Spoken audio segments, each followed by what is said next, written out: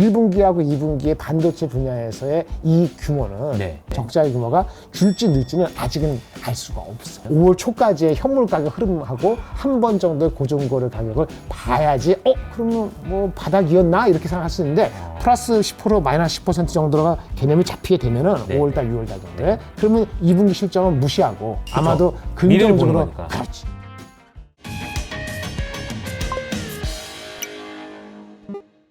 안녕하세요, 이호석입니다. 오늘은 유니스토리 김장렬 본부장님 모셨습니다. 안녕하세요. 안녕하세요. 네, 저희 처음 이호석 뵙겠습니다. 아카데미는 네. 처음이셔가지고 네. 본인 소개 간단하게 좀 부탁드리겠습니다. 네, 이거 보고 가면 되겠죠? 네. 예, 안녕하세요. 저는 김장렬이고요. 현재는 2개월 됐는데 유니스토리 자산운용이라는 곳에서 투자 전략 본부장 맡고 있습니다.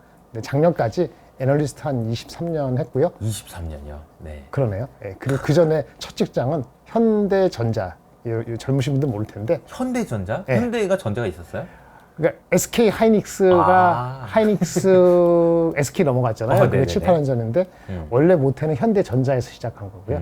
현대전자에 있을 때 거기 들어가서 반도체 잠깐만요. 분야에 하이닉스로 넘어간 것도, 그러니까 SK로 넘어간 것도 오래된 거죠. 오래됐죠. 얼마 안 된 거 아니에요? 몇 년 됐어요? 됐어요. 7년 됐어요. 7년밖에 안 된 거잖아. 7년 아니, 더 됐나? 잠깐만, 7년 7년인가? 더 된 것 같아.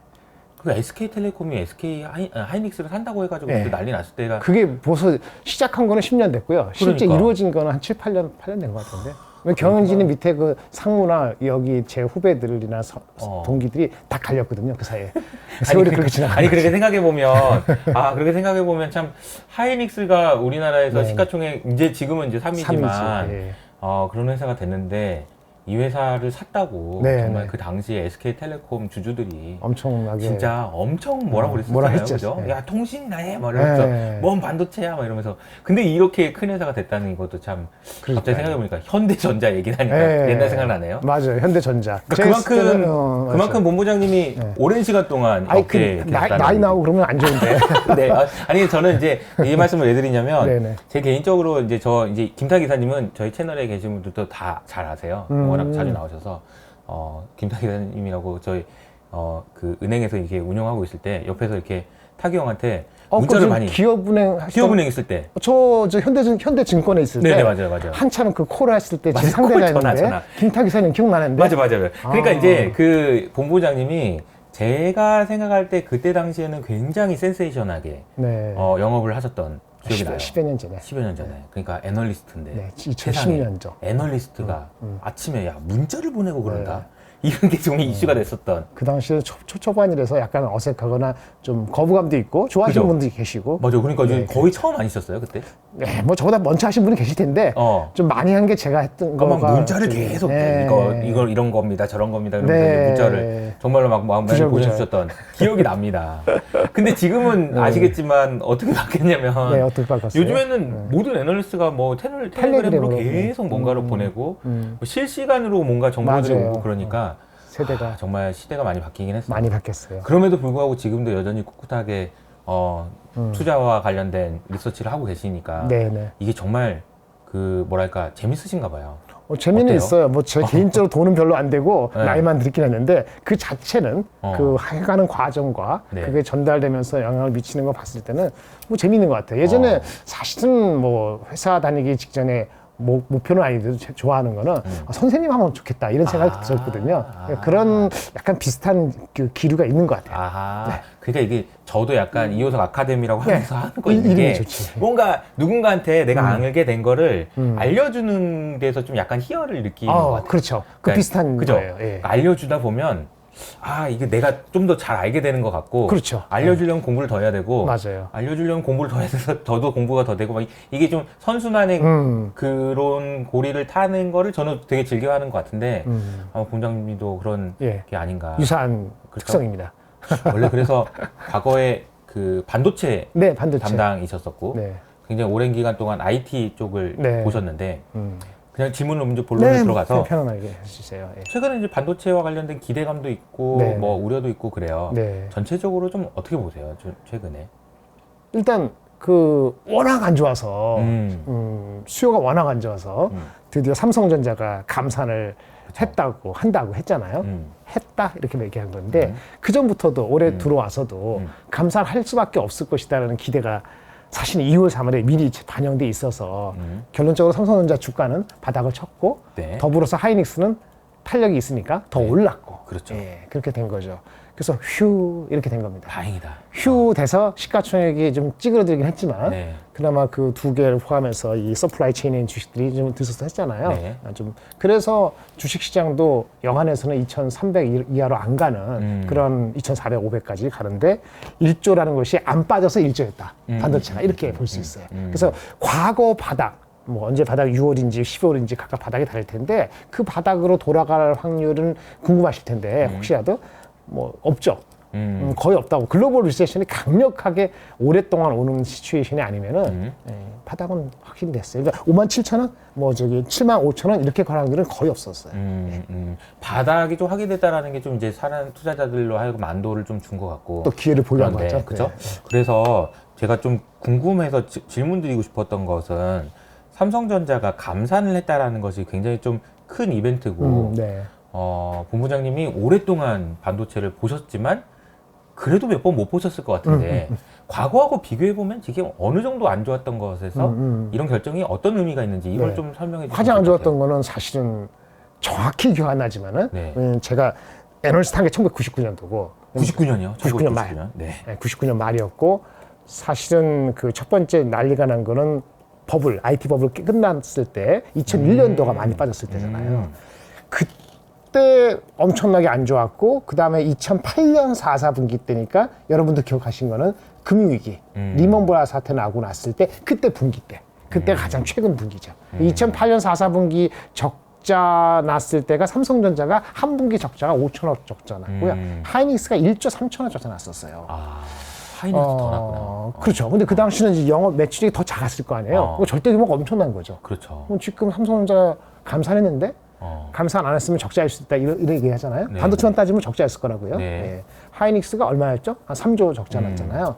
사실은 이 규모는 마진 따지면 2분기가 조금 더 나쁠 수도 있으니까 따지면은 그때랑 버금가게 나쁜 거예요. 2008년 2008년 4, 4분기만큼 나쁜 거예요. 아, 그래서 사실은 위기였던 거죠. 그렇죠. 감산을 안 했고 그런 상태로 갔으면은 삼성전자도 올해 내내 적자였을 수 있다. 아직도 안 끝났지만 반도체에서는 확실하게 그렇게 볼 수 있죠. 근데 그러면은 2008년이랑 비교를 해보자면 네네. 반도체를 놓고 보면 당시에는 글로벌 리세션이 왔기 때문에 수요가 워낙 안 좋아서 맞아요. 그런 거였다라고 한다면 지금은 리세션이 오지도 않았어요. 네네. 사실 주가만 빠졌지 네, 경기는 맞아요. 미국은 좋아요. 맞아요. 그러면 이제 오면 더 안 좋은 거 아니에요? 이런 생각 할 수 있을 것 같아요. 그 당시는 그 글로벌 리세션 리먼브라 사태로 엄청 적자 났지만은 사실은 2007년도 초부터도 걔네들도 반도체도 안 좋아졌거든요. 공급 초과가 한 2년 정도 누적된 상태가 리먼브라 사태라는 걸 촉발하면서 망해버리고 그래서 2009년도 2월 달에 해 넘겨서 누가 죽었죠. 아, 그때 누가 죽었죠? 예, 업체가 반도체 디램을 가지고 디램 업체가 한 10개 넘게 있었거든요. 그때는 10개가 넘었습니까? 네, 10개 전후에 있었을 거예요. 근데 8등하는 업체가 있었어. 아, 네네. 우리 이효석 이사님은 아실 텐데 키몬다라고 힘온다. 그 모회사가 인피니언이고 지금 네. 인피니언이라고 반도체 네. 그 자동차는 반도체 자동차죠. 있죠. 네. 인피니언의 모회사가 또 있어요. 지멘스. 지멘스는 아실 거예요. 그죠. 그 큰 대기업이 지멘스가 있고 그 밑에 인피니언 반도체가 있는데 그 밑에 키몬다라고 디램하는 회사가 있었거든요. 아하. 근데 얘네가 8위였어요. 아, 마켓이 한 7, 8% 네네네. 하는데 근데 걔네가 2년간 누적된 적자가 매 분기 거의 100% 적자를 나가지고 100%면은 캐시가 나가는 매출만큼 그냥 적자났다는 게 그게 한 분기가 아니고 네. 한 분기가 아니고 그냥 돈 받으면서 버텨왔다가 아하. 리먼보다 나고 그래서 2009년 2월 달에 파산 신청을 하면서 그게 두 번째 치킨 게임의 그게 종료가 나온 거죠. 우리 첫 번째 치킨 게임은 84년도 우리 네. 미일 반도체 협정 그거 일어난 일본 업체의 덤핑 이슈인데 이 1984년 5년도 요때는 제가 없어서 제가 89년에 들어갔기 때문에 네. 역사를 기억하고 있는 거고. 야, 예, 근데 그렇게 된 이게 거죠. 과거에 이제 책으로 네네. 85년에 프라자 합의가 있었어요. 교과서에 계속 있는 거랑 네네. 그때 당시 체감으로 하는 네. 거랑 또 완전 다르잖아요. 다르죠. 예. 왜냐면 그 본부장님은 2008년 금융위기 당시에 있었던 일에 대해서 이렇게 그건 체감했죠. 체감을 하신 거고 네네. 그때와 지금이랑 비교해 보면은 좀 아까 말씀해 주셨던 것도 바닥은 쳤다라고 얘기하신 거에 가정이 네네. 글로벌 리세션이 없다면이란 가정이 있긴 있잖아요. 네네. 좀 그 평가를 업황을 평가하자면 네. 주가는 그렇고 업황을 어떻게 봐야 돼요? 평가하자면 수요는 붕괴된 거는 그때나 지금이나 비슷해요. 비슷해요. 네, 비슷해요. 근데 아까 말한 것처럼 누가 죽었잖아요. 그러니까 드라마틱하게 올라갔거든요. 그때는 예, 주가도 그렇고 뭐 어닝도 그렇고 한 1년 뒤에는 완전히 다른 세상이 왔어요. 아하. 근데 지금은 안 죽었잖아요. 아하. 근데 안 죽었지만 1등도 감산을 할 수밖에 없었잖아요. 그러니까 수요가 붕괴된 거는 그때부터 더 나쁘면 나빠지 더 좋지는 않아요. 그래서 그럼 누가 죽어야지 드라마틱하게 올라가는데 죽는 건 아니잖아요. 죽은 건 아니에요. 하이닉스 마이크론 감산할 만큼 했고 삼성전자 10% 하는지 5% 하는지 모르는데 만약에 감산의 효과가 없잖아요. 반도체가 안 오르면 어떻게 할까요? 삼성전자? 반도체 감산 더 하겠죠. 아니면 더 길게 하겠죠. 마치 금리 인상 인플레 잡기 위해서 더 높게 higher and 더 롱거 하듯이 그쵸. 안 되면 더 다 딥하게. 더 롱거 해야 되겠네요. 그렇죠. 생산량을. 그래서 제가 말씀하는 게 글로벌 리세션 오더라도 감산밖에 대응이 없으니까 바닥은 잡았는데 아까는 업체가 죽으면서 드라마틱하게 올라갔단 말이에요. 네. 마켓샷 8% 내가 없어졌으니까 그렇죠. 8%가 없어진 거라고요. 맞아요. 없어지니까 어마어마한 보니까 사건인 거죠. 엄청난 거죠. 삼성전자가 뭐 40%인데 삼성전자가 한 20-30% 감산하는 꼴이에요. 그렇게 보셔야 돼요. 우리가 삼성전자 7%다 5%다 10%다 하잖아요. 맞아요. 예, 근데 그때 아까 말한 것처럼 8%가 날아가면서 해결됐거든요. 삼성전자 10% 갖고는 해결이 안 될 수도 있다는 거죠. 이번에도. 그렇죠. 만약에 수요가 금방 내가 망가졌다는 그 장도가 과거랑 비슷하게 망가진 거면 따라서 바닥은 쳤는데 네. 과거처럼 드라마틱하게 올라올지는 모르겠다. 좀 까리까리하죠. 그래서 이게 그래서 항상 이게 이런 관점에서 보면은 투자해서 지금 이제 반도체로 투자해서 성공하려면 어렵다고 할 때 샀다가 괜찮네. 그러면 좀 이제 좀 힘들 뺐다가 네, 맞아요. 좀 다시 또 어렵다고 하면 또 이렇게 트레이딩, 이런 걸 이용해야 되는 거죠. 트레이딩 그죠? 스탁이 되는 트레이딩을 지금 해야 되는 상황인 그게 거예요. 싫으니까 애자 붙은 2차 전지만 가는 거지. 애차붙자는 2차 전지. 반도체랑 네. 자동차가 못 받아주니까 그걸로 열심히 간 거죠. 그 반도체가 올라오기만 하면은 글로 갈 텐데 시가총한테 크고 그죠. 이제 아까 말한 것처럼 누가 죽는 건 아니니까 수요가 워낙 망가져서 바닥은 잡았는데 그쵸. 이렇게 올라갈지는 퀘스천을 하니까 아직 못 오는 거예요. 그렇죠.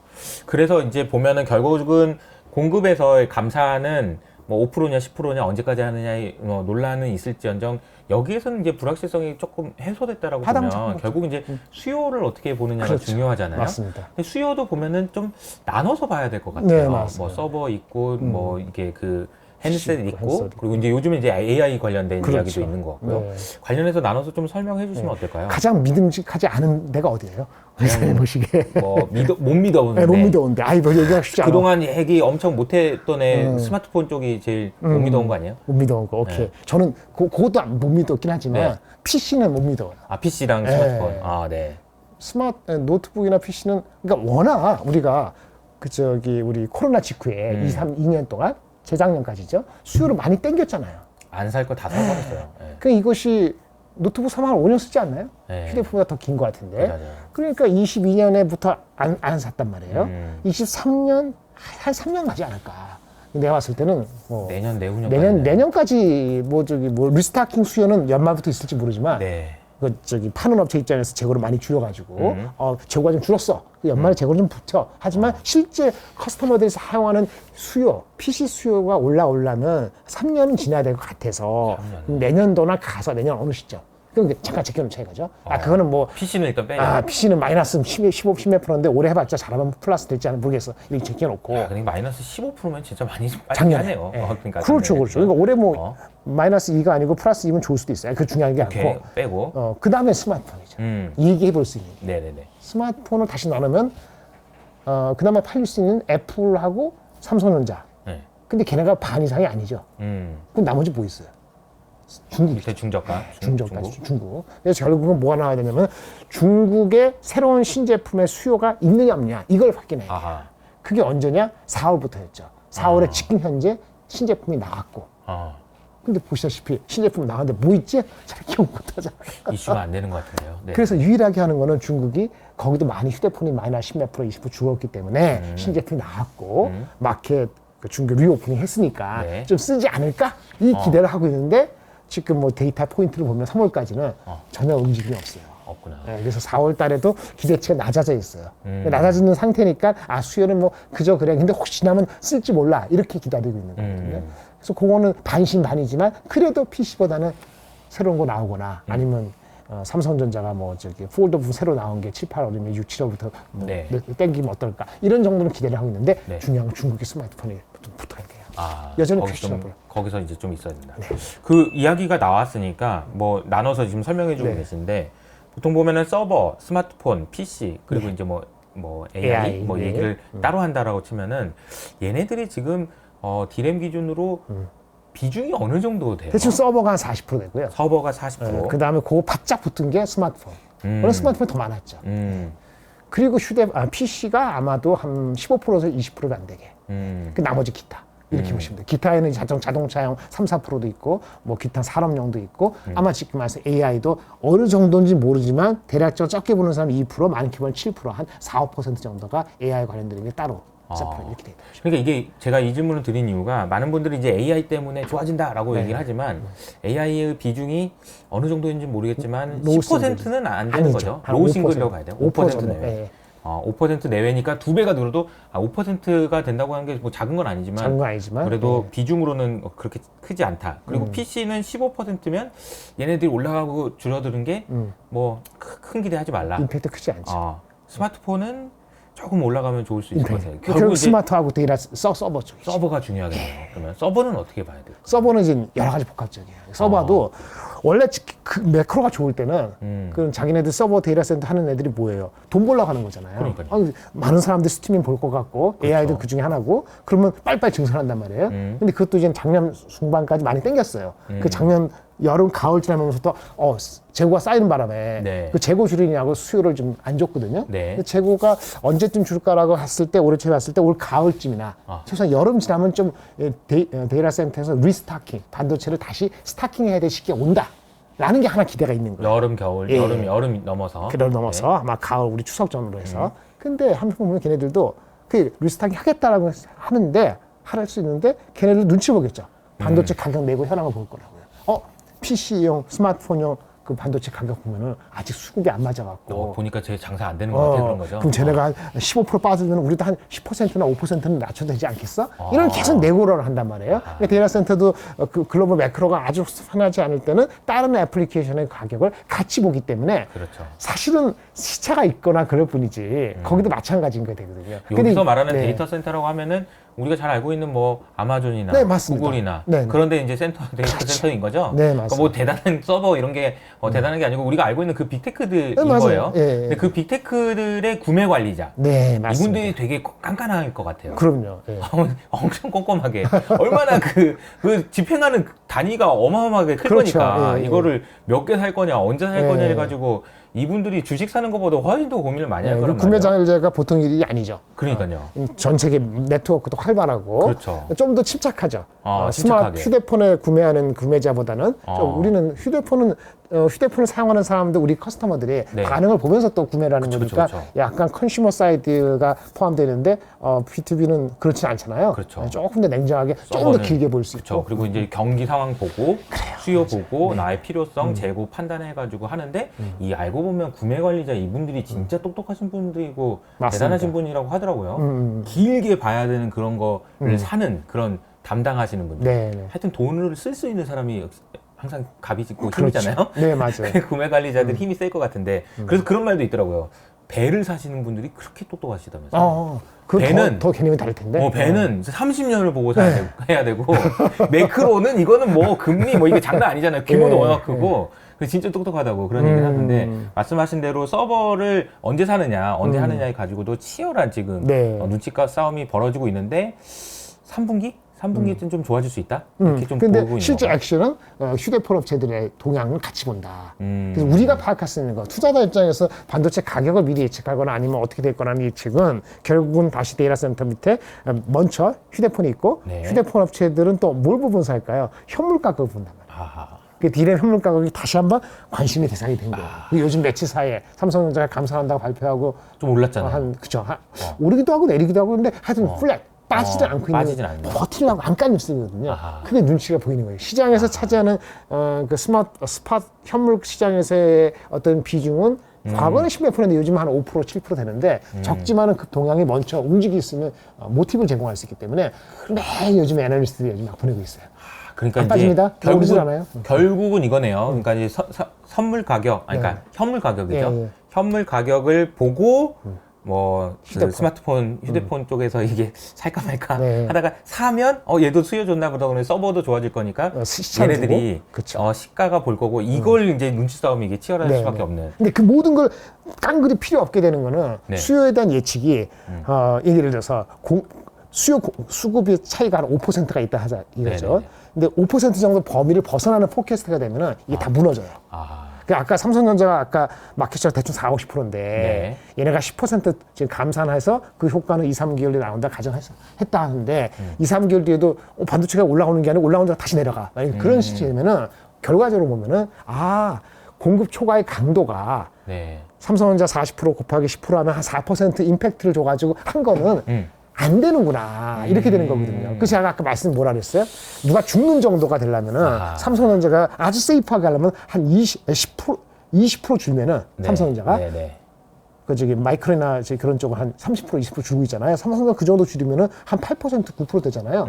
그럼 어떻게 돼요? 아까 말한 것처럼 15년 전에 어느 뭐 하나 망한 정도의 효과가 있는 거죠. 그 8% 효과 정도 나오면은 웬만한 수요가 붕괴됐다 치더라도 절대 꽉 확실히 그죠. 돌아서게 돼 있다 이거죠. 근데 그거를 삼성전자가 어떻게 할까요? 자기는 잘 모르잖아요. 그렇죠, 그렇죠. 그러니까 한번 간을 봐야지. 그 간을 보는 거라. 어. 그래서 방향은 간을 봐고 시작했기 때문에 간을 봤는데 안 되면은 한 번 더 하겠지. 그러면 물러나서 다시 저 사람들 저기 하이닉스 마이크를 죽이기 작전으로 다시 완전히 후퇴해서 돌아가 이러진 않을 거 아니에요. 그쵸, 그쵸. 그러니까 방향은 잘했는데 간 보고 가는 거니까 그 인내심을 가지고 이런 근데 이제 인식을 가지고 한 가야 번 더 한다라는 것이 어떤 식으로 시장이 알게 될지 모르겠으나 그 과정이 주가는 좀 실망하겠죠. 뭐 올라가면은 되돌리면 실망하겠죠. 근데 그죠? 되돌려도 다시 액션을 보인다 하면은 전저점까지 가는 바닥까지는 가지 않고 돌리겠지만 그런 식으로 이제 주가의 히스토리나 이제 네. 펀더멘탈의 변화를 예상해 본다면 여러 가지 이제 그 얘기를 했는데요. 그러면 감산의 규모는 지금 10% 내외로 지금 생각하고 있는 네, 건가요? 10%좀 안 되는 정도로 지금 보고 있는 것 같아요. 그 효과는 그러면은 우리가 실적은 2분기까지는 계속 좀 안 좋다라고 보면 되는 현물 가격이 고정거래 가격은 좀 내려갈 거니까 1분기 한 20% 정도 빠졌다, 15% 빠졌다 하는데 2분기도 그거 비슷하게나 빠질 것 같거든요. 네. 더 빠지진 않을 것 같고 이 효과 때문에 네. 현물 가격이 올라가지 않더라도 이렇게 버티면은 네. 고정거래 가격도 많이 빠지지 않을 거니까 기존에 빠진 효과 때문에 1분기 15% 20%면 2분기도 그 정도 빠지면은 그러면 물량이 나가는 게 문제죠. 가격은 여전히 빠지는데 그래도 이제 재고가 좀 나가네 라고 하면은 조금 난데 그걸 확인해 봐야 되는데 따라서 1분기하고 2분기의 반도체 분야에서의 이 규모는 네. 적자라고 한다면 적자의 규모가 줄지 늘지는 아직은 알 수가 없어요. 아직은 네. 지금 4월이니까 이제 2달 정도 남은 네, 거거든요. 5월 초까지의 현물 가격 흐름하고 한 번 정도의 고정거래 가격을 봐야지 가격이 더 빠지네? 아니면 가격은 버티네? 버티네? 물량도 좀 나간다고 하네? 그러면 뭐 바닥이었나? 이렇게 생각할 수 있는데 현재는 그것까지 예측하기가 어려워요. 그러니까 주가는 못 가는 거예요. 그 본부장님 생각은 어떠세요? 어떤 거? 반반 아니면 확률적으로 어떤 가능성이 2분기가 1분 더 나쁠 것이냐? 네. 제가 봤을 때 조금 더 나쁠 것 같아요. 좀 더 나쁠 것 같다. 수치는. 그러니까 약간 그 매크로가 좀 불안하기도 하고. 그러니까 가격이 한 15% 이제 빠지잖아요. 네. 그러니까 물량이 좀 는다 이거죠. 근데 원가가 그렇게 안 빠져요. 원가는 단기적으로는. 그렇겠네요. 그래서 마진율은 좀 더 내려가요. 그 마진 내려가는 정도를 옵셋 할 정도로 물량이 많이 올라가야 되는데 제가 봤을 때는 마이너스 10 플러스 10이에요. 가격은 한 10% 정도밖에 안 빠지고 QOQ로 물량이 10% 이상으로 올라가야 돼요.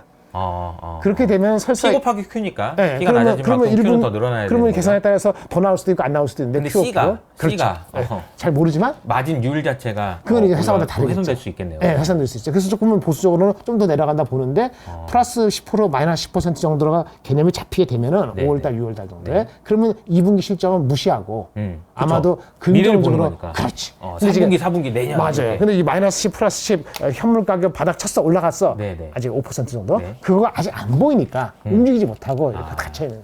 5월달 정도까지는 봐야 되겠네요. 그러면 네, 5월 5월달까지. 15일 정도. 그때쯤 보면 달라질 결론 수 있고. 나겠네. 네네, 그러면 결론 나면 실망할지. 그때부터는 네네.